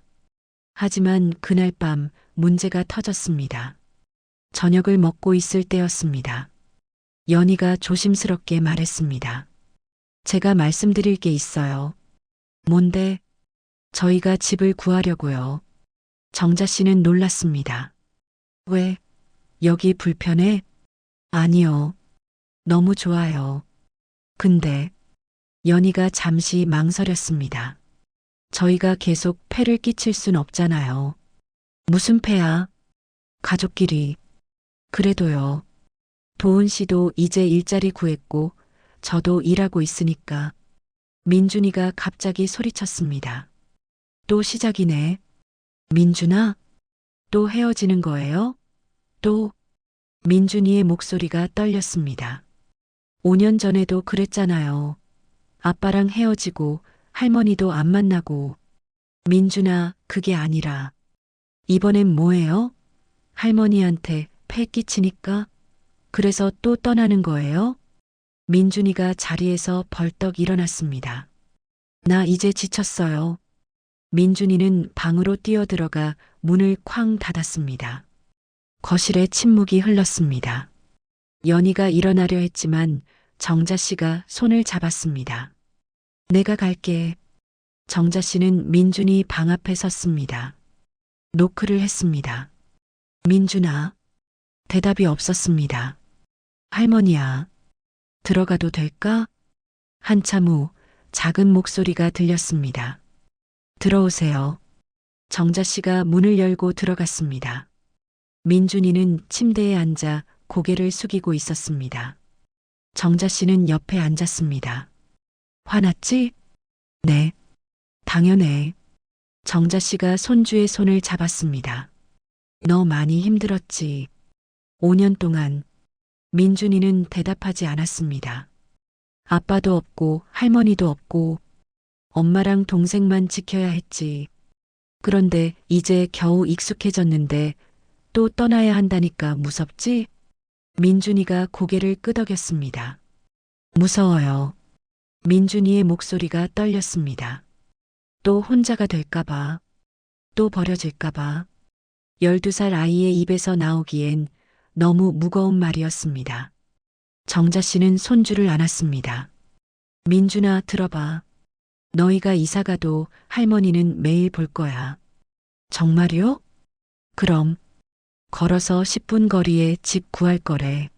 엄마가. 민준이가 고개를 들었습니다. 진짜요? 응. 멀리 가는 거 아니야. 바로 옆 동네야. 그럼 할머니 자주 볼 수 있어요? 당연하지. 할머니가 매일 아침밥 해줄 거야. 정자 씨가 손주의 눈물을 닦아줬습니다. 너희를 다시는 혼자 두지 않을게. 약속해. 민준이는 한참을 울었습니다. 정자 씨는 그저 손주를 안고 있었습니다. 한참 후 민준이가 조용히 물었습니다. 할머니, 왜? 저 아빠 용서해도 돼요? 정자 씨는 놀랐습니다. 왜 할머니한테 물어봐? 아빠가 우리한테 많이 잘못했잖아요. 근데 제가 용서하면. 그럼 뭐? 엄마가 힘들까 봐요. 엄마는 아직 아빠한테 화나 있는 것 같은데. 민준이의 목소리가 작아졌습니다. 정자 씨는 가슴이 아팠습니다. 12살 아이가 이런 걱정을 하다니. 민준아. 네. 용서는 내 마음이 하는 거야. 엄마 때문에 참을 필요 없어. 하지만 엄마는 엄마 속도로 갈 거야. 너는 내 속도로 가면 돼. 정자 씨가 손주를 똑바로 쳐다봤습니다. 내가 아빠를 용서하고 싶으면 해. 엄마는 이해할 거야. 민준이는 한참을 생각했습니다. 할머니, 왜? 저 사실은 아빠가 좋아졌어요. 그래. 예전엔 일만 했는데 이제는 우리랑 시간 보내려고 하잖아요. 민준이가 말을 이었습니다. 축구도 보러 가고 숙제도 도와주고 서연이 병원도 같이 가고. 응. 근데 아직도 가끔 화가 나요. 5년 동안 왜 안 왔냐고. 민준이의 눈에 다시 눈물이 고였습니다. 그 5년은 안 돌아오잖아요. 정자 씨는 손주를 꼭 안았습니다. 맞아. 안 돌아와. 그 5년은 내 아빠도 할머니도 돌려줄 수 없어. 정자 씨의 목소리가 떨렸습니다. 근데 민준아, 앞으로 50년은 함께 할 수 있어. 지난 5년을 용서하는 건 어려워. 당연해. 근데 앞으로 50년을 함께 만들어갈 순 있어. 민준이는 할머니 품에서 한참을 울었습니다. 거실로 나왔을 때 연희와 도훈이 불안한 얼굴로 기다리고 있었습니다. 민준이는 어머니에게 갔습니다. 엄마 미안해. 소리 질러서. 괜찮아. 민준아. 연희가 아들을 안았습니다. 엄마, 저희 이사 가는 거 저는 괜찮아요. 정말? 네. 할머니가 가까운 데 구한다고 했잖아요. 그럼 자주 볼 수 있으니까. 연희는 눈물을 흘렸습니다. 고마워, 민준아. 이해해줘서. 민준이는 아버지를 쳐다봤습니다. 도훈은 긴장한 얼굴로 서 있었습니다. 아빠, 응? 저 이사 가도 주말에 올 거예요? 도훈의 눈이 커졌습니다. 그럼, 당연하지. 그럼 다음 주 토요일에 같이 축구 볼래요? 토트넘 경기 있거든요. 도훈은 눈물을 참았습니다. 그래, 같이 보자. 민준이가 작게 미소 지었습니다. 정자 씨는 그 모습을 보며 눈물을 닦았습니다. 2달 후 연희와 아이들은 새 집으로 이사를 갔습니다. 정자 씨 집에서 걸어서 7분 거리였습니다. 작은 빌라 2층, 방 2개에 거실 하나. 크지는 않았지만 깨끗했습니다. 햇빛도 잘 들었습니다. 도훈이 전세금을 냈습니다. 퇴직금으로 마련했습니다. 이건 제가 책임질게요. 그래, 내가 해야지. 정자 씨가 아들 어깨를 두드렸습니다. 이사하는 날 정자 씨가 미역국을 끓여왔습니다. 새 집에서 먹는 미역국이야. 감사합니다, 어머님. 5사람은 새 집에서 첫 식사를 했습니다. 엄마, 여기 좋아요. 서연이가 방을 구경하며 좋아했습니다. 방도 따뜻하고 창문도 커요. 민준이도 자기 책상을 만지며 웃었습니다. 오빠만의 책상이다. 응. 이제 숙제 여기서 할 거야. 정자 씨는 그 모습을 보며 흐뭇해했습니다.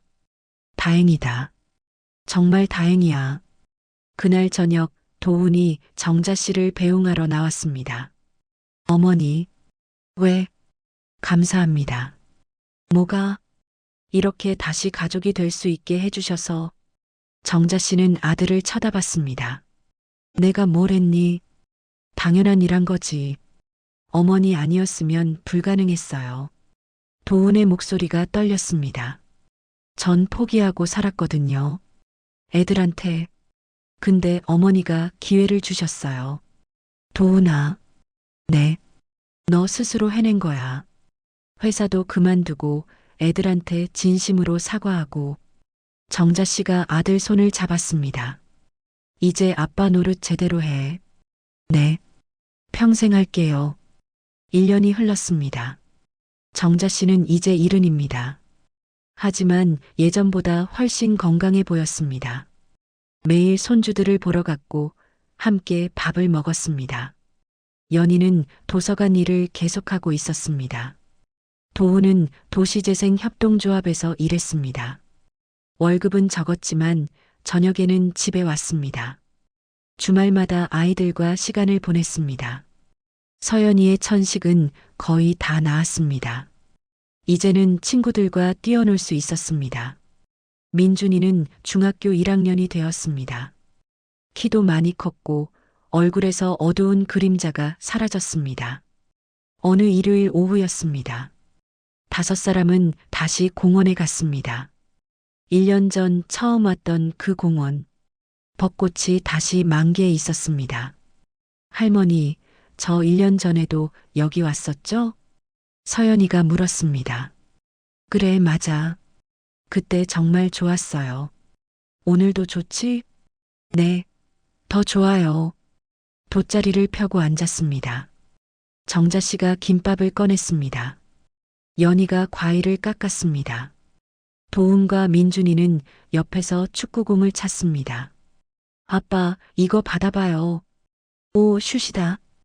2사람은 웃으며 공을 찼습니다. 정자 씨는 그 모습을 보며 연희에게 말했습니다. 많이 변했지? 네, 많이요. 행복해? 네, 어머님. 정말 행복해요. 연희가 눈물을 닦았습니다. 2년 전에는 상상도 못했어요. 나도 그래. 정자 씨가 하늘을 올려다봤습니다. 2년 전에 우연히 철거 현장에서 너희를 봤을 때, 네. 그때 내가 그냥 지나쳤으면 어땠을까 가끔 생각해. 끔찍해. 생각만 해도. 정자 씨가 며느리 손을 잡았습니다. 그때 내가 너희를 본 게 운명이었나 봐. 저도 그렇게 생각해요. 해가 지기 시작했습니다. 5사람은 돗자리에 둘러앉아 노을을 봤습니다. 민준이가 조용히 말했습니다. 저 우리 이렇게 계속 같이 있었으면 좋겠어요. 그래, 계속 그럴 거야. 정자 씨가 손주 머리를 쓰다듬었습니다. 할머니가 살아있는 동안은 계속. 할머니, 오래오래 사세요. 서연이가 할머니를 안았습니다.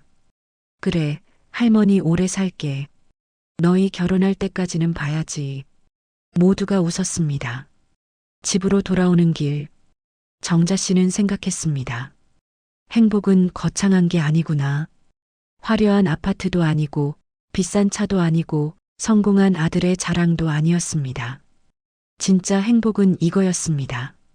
손주들의 웃음소리, 며느리의 편안한 얼굴, 아들이 아이들과 함께하는 시간, 그리고 자신이 그 곁에 있을 수 있다는 것. 그날 밤 정자 씨는 혼자 집에 돌아왔습니다. 조용한 집, 하지만 외롭지 않았습니다. 벽에는 가족 사진이 걸려 있었습니다. 공원에서 찍은 사진, 서연이 생일 때 찍은 사진, 민준이 입학식 때 찍은 사진, 모두 웃고 있는 사진들이었습니다. 정자 씨는 사진들을 하나하나 바라봤습니다. 휴대폰이 울렸습니다. 민준이었습니다. 할머니, 집에 잘 들어가셨어요? 응, 방금 들어왔어. 오늘 재밌었어요. 할머니, 할머니도, 할머니. 민준이가 잠시 망설였습니다. 할머니, 사랑해요. 정자 씨는 눈물을 닦았습니다. 할머니도 사랑해, 민준아. 전화를 끊고 정자 씨는 창밖을 바라봤습니다. 밤하늘에 별이 떠 있었습니다. 정자 씨는 조용히 중얼거렸습니다. 감사합니다.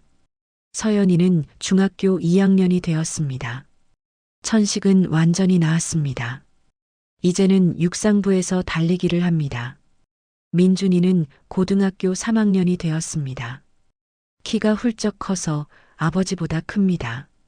꿈은 도시계획가입니다. 부수지 않고 살리는 일을 하고 싶어요라고 말합니다. 연희는 도서관 정직원이 되었습니다.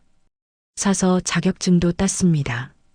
도훈은 도시재생협동조합의 팀장이 되었습니다. 여전히 저녁에는 집에 옵니다. 민준이의 진로 상담을 매주 합니다. 정자 씨는 73입니다. 여전히 건강합니다. 매일 손주들 집에 가서 밥을 해줍니다. 어느 명절날 5사람이 정자 씨 집에 모였습니다. 할머니, 저희가 음식 준비했어요. 오, 그래. 상에는 음식이 가득했습니다. 민준이가 만든 잡채, 서연이가 만든 샐러드, 연희가 만든 갈비찜, 도훈이 사온 케이크. 할머니, 생신 축하드려요. 4사람이 함께 말했습니다. 아니야, 생일은 다음 달인데. 미리 축하하는 거예요. 정자 씨는 웃으며 의자에 앉았습니다. 5사람은 밥을 먹으며 이야기했습니다. 할머니, 저 이번에 모의고사 잘 봤어요. 오, 민준이 대단한데? 저는 시 대회에서 상 받았어요. 서연이도 대단해. 정자 씨는 손주들을 보며 흐뭇해했습니다. 평범한 대화들. 하지만 그 평범함이 기적처럼 소중했습니다. 식사를 마치고 정자 씨가 4사람을 쳐다봤습니다. 너희한테 하고 싶은 말이 있어. 뭐예요, 할머니? 고맙다. 정자 씨의 목소리가 떨렸습니다. 할머니한테 기회를 줘서.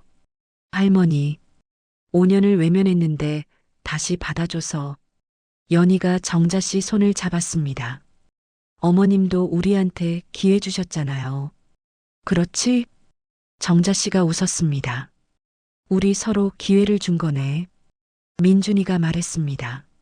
할머니, 저는 할머니 덕분에 아빠를 다시 만났어요. 그래. 할머니가 없었으면 전 평생 아빠 미워했을 거예요. 도훈의 눈에 눈물이 맺혔습니다. 고맙습니다, 어머니. 제 인생을 되돌려 주셔서. 뭐가 고마워. 내가 해야 할 일한 거지. 정자 씨가 5사람을 둘러봤습니다. 우리 이렇게 오래오래 함께 하자. 네. 4사람이 함께 대답했습니다. 그날 밤 모두 돌아가고 정자 씨는 혼자 설거지를 했습니다. 창밖으로 달빛이 들어왔습니다. 정자 씨는 그릇을 닦으며 생각했습니다. 늦었다고 생각할 때가 가장 빠를 때라더니 68살에 시작한 변화, 70살에 찾은 진짜 행복, 73살에 느끼는 감사함. 결코 늦지 않았습니다. 정자 씨는 마지막 그릇을 닦고 물기를 닦았습니다. 그리고 조용히 중얼거렸습니다. 행복하다. 진심이었습니다. 화려하지 않아도, 부유하지 않아도, 평범해도 가족이 함께 있으면 그것만으로 충분했습니다. 정자 씨는 불을 끄고 방으로 들어갔습니다. 평화로운 잠이 기다리고 있었습니다. 진짜 행복은 화려한 성공이 아니라 사랑하는 사람들과 함께하는 평범한 순간입니다. 그리고 변화는 결코 늦지 않습니다.